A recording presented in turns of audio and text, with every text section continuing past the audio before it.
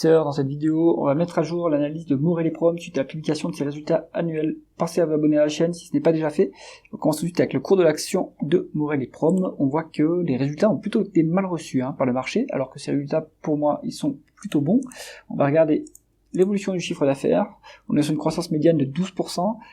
En 2024, on a eu 18,5%. Ce chiffre d'affaires, il ne veut pas dire grand-chose parce qu'il y a deux facteurs qui influent le chiffre d'affaires. Le prix des matières premières, sur lequel Morel & Prom n'a aucune influence, et le volume produit. Donc les volumes, ils sont en augmentation de 34%, donc il y a un changement de périmètre évidemment, mais c'est excellent, on continue à augmenter la production.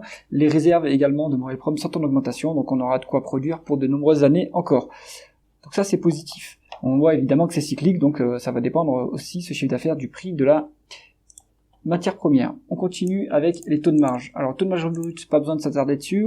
Morel & Prom indique qu'il n'y a pas de coût des intrants dans son activité. Donc, en fait, ce qui compte, c'est avec le taux de marge d'EBITDA et le taux de marge net. On voit que le taux de marge d'EBITDA en absolu est très élevé, à 46,5%. On est proche de la médiane, qui est à 48. Et le taux de marge net est aussi très élevé. Il est plus élevé, il monte plus vite que le taux de marge d'EBITDA, parce que en fait on a du résultat financier important chez Morel & Prom, on a les participations dans d'autres entreprises, notamment Seplat, l'opérateur nigérian, et donc ça fait ils ont des résultats qui sont mis en équivalence chez Morel & Prom, et donc ça améliore le résultat financier, et on touche également des dividendes chez Morel & Prom. Donc ça explique pourquoi ce taux de marge net il est aussi en augmentation par rapport au taux de marge d'EBITDA, et en plus il a un niveau très élevé à 29%, ce qui est excellent. On continue avec la conversion des bénéfices nets en free cash flow. Alors, sur 10 ans, c'est moche, on a zéro bénéfice net, mais en fait, Morel & Prom, ça a été redressé il y a quelques années, il y a 3-4 ans. Depuis, ça va plutôt bien. Alors, ici, il y a un écart entre les bénéfices nets et les free cash flow, sachant que les free cash flow sont faux dans ce qui est fourni par Coifin, en tout cas pour la dernière période. On a les données à décembre 2024 qui nous indiquent 132 millions de dollars, mais c'est pas ça ce que nous dit le management. On est sur 241 millions de dollars en 2024, donc les free cash flow qui sont à 224 millions de dollars, on est vers ici plutôt. Donc pour valoriser l'entreprise, de toute façon, on prendra plutôt les free cash flow plutôt que les bénéfices nets chez Morel & Prom. C'est plus intéressant parce que elle opère son activité qui est assez mature, où il n'y a pas forcément beaucoup de croissance organique, et donc on rend beaucoup de cash. Donc il est plus intéressant de valoriser l'entreprise par rapport au cash qu'elle rend aux actionnaires plutôt que par rapport aux bénéfices nets qu'elle fait. Ceci étant dit, on continue avec la rentabilité opérationnelle. Le chiffre n'est pas à jour chez Coifin, mais bon, j'ai calculé en fait un rendement des fonds propres à partir de la publication, et on est sur du 18%, sachant qu'il n'y a pas de dette, donc il n'est pas biaisé ce rendement des fonds propres, donc 18% c'est quand même un niveau excellent de rentabilité, surtout pour le secteur d'activité, qu'on compare à Total Energy qui doit être à 8-9% de rendement des fonds propres. Morel & Prom n'a pas à rougir de sa bonne rentabilité. On regarde ensuite l'endettement, comme je l'ai dit, on est en situation de cash net. Alors on n'est pas à ce niveau-là non plus. Le cash net dont on dispose chez Morel & Prom, il est à hauteur de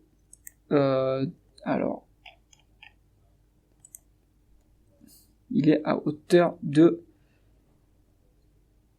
34 millions de dollars. On est à 34 millions de dollars de trésorerie nette. Donc ça, on va pouvoir rendre du cash aux actionnaires. C'est pas mal. On va pouvoir aussi faire des acquisitions éventuellement, continuer à développer l'activité par de la croissance externe. Donc ça, c'est très bon.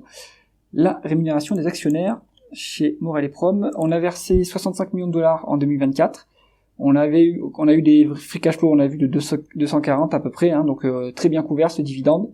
Pour 2025, le management indique vouloir verser un dividende de 71 millions de dollars US, contre des free cash flow qui sont prévus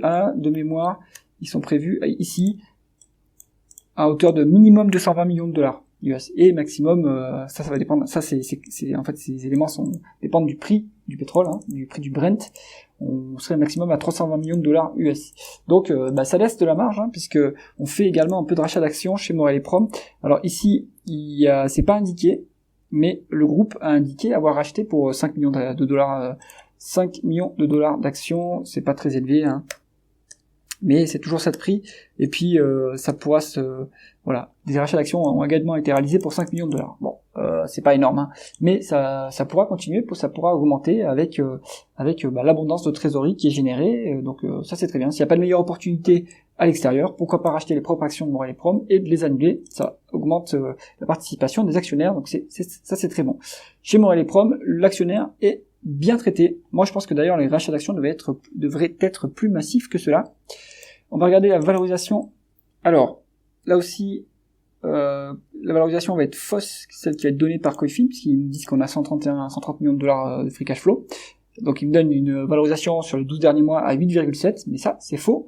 On est sur 1 milliard 0,6 de market cap, et on est sur des free cash flow de 200, donc on l'a vu tout à l'heure, de 232, voilà, 241, pardon. Donc si on sort la calculatrice rapidement, on va se trouver sur 1,060 de market cap divisé par 241. 4,4 fois les price free cash flow. Donc voilà, c'est pas et si on prend les free cash flow forward où on est à minimum 220 millions, on se situe toujours entre 4 et 5 en termes de free cash flow. Voilà, hein, Morel et Prom c'est encore à la casse quoi, c'est le marché n'aime pas cette entreprise. Mais il délivre les résultats, donc mécaniquement, ça fera à multiples constants monter le cours de bourse. Donc en fait, en réalité, on se situe ici en termes de valorisation, et la médiane est à 7,2, donc minimum 40% 40% de décote. Conclusion de l'analyse, Morel et Prom, c'est toujours une belle action value, toujours très décotée, bien gérée, en situation de trésorerie nette, donc il n'y a pas de risque. Le seul inconvénient de cette action, ça va être la volatilité qui va dépendre du prix du baril, mais à minimum 60 dollars du Brent, on génère 220 millions de free cash flow. Donc voilà, vous avez votre fourchette, donc un multiple aussi peu cher avec une excellente rentabilité, c'est assez rare. Donc moi je suis toujours confiant dans Morel et Prom, et dès que j'ai des liquidités disponibles, je vais renforcer cette position. J'espère que cette analyse vous a intéressé. Si c'est le cas, mettez un pouce vers le haut et pensez à vous abonner à la chaîne. À bientôt.